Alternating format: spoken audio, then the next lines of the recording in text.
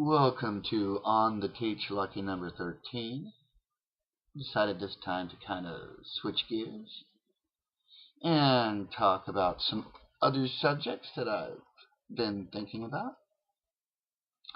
I've got a topic that will stir a lot of people's juices, grind their gears.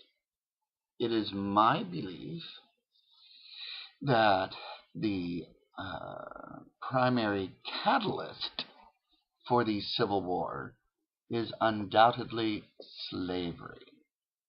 A lot of people will say it's the reason for the Civil War. I think that's taking a little bit too far. But I think it's perfectly safe to say that without slavery, none of the other reasons would have resulted in war. It took slavery to drive people to the point where they were willing to take up arms and literally fight their own families. I base this off of the Cornerstone speech quite a bit. For those of you unaware, the Vice President of the Confederacy gave a very famous speech, now commonly referred to as the Cornerstone speech, where he said the basic idea is these crazy Yankees think the black people are human. And they are not human, and we are doing them a favor keeping them in slavery. And if you can't understand that, well, you should just leave us alone. We're not asking you to keep slaves. We're just saying let us keep our slaves.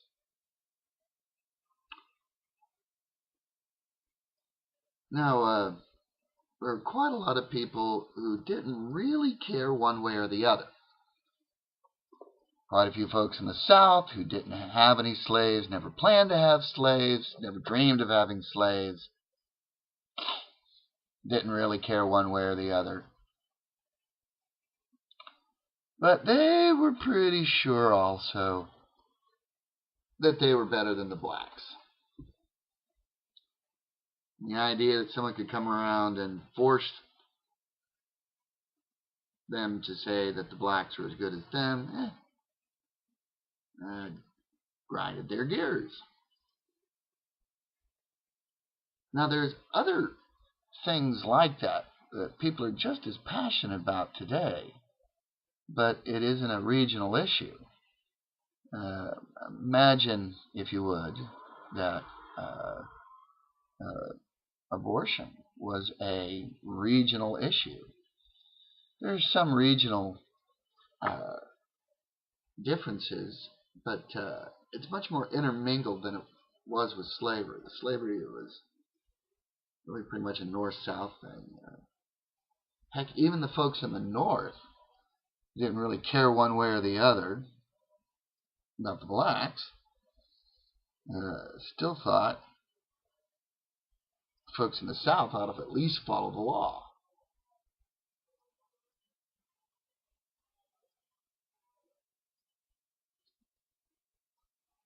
And if the law said slavery was going to be limited, it was going to have to be limited. They couldn't deal with that. Well, they just were petulant children and needed to be disciplined. But today, even in the most fervently pro-life parts of the country, there's still at least 30-40% that are pro-choice. And in the most fervently pro-choice sections of the country, there's still a solid kernel, 30 or 40% of people who are fervently opposed to it.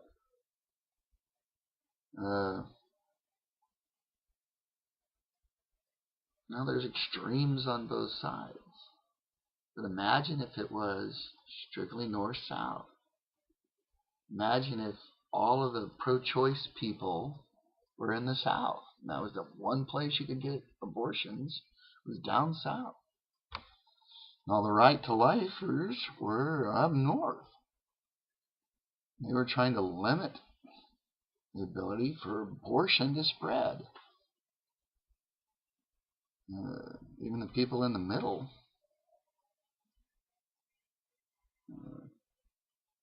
say you should at least follow the law. There might be enough people there to hotheads to really get things going. You gotta remember there was very little federal presence, and militias were really much more loyal to the governor and the state. A lot of the governors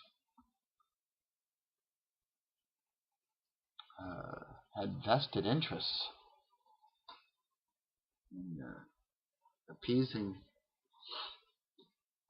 the slaveholder part of their state, not to mention the racist part of their state that just didn't think the blacks were human.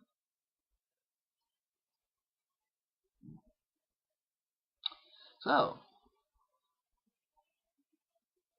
if you look at it from that point of view, wasn't that there was a lot of other power struggles and economic struggles going on? Because there certainly were. But it took a hot button issue to be focused and strongly pro one side, con another side of the country, to be able to turn those differences into something that people were willing to fight over. These were some pretty basic ideas. What am I worth? What is law worth? What's the country worth?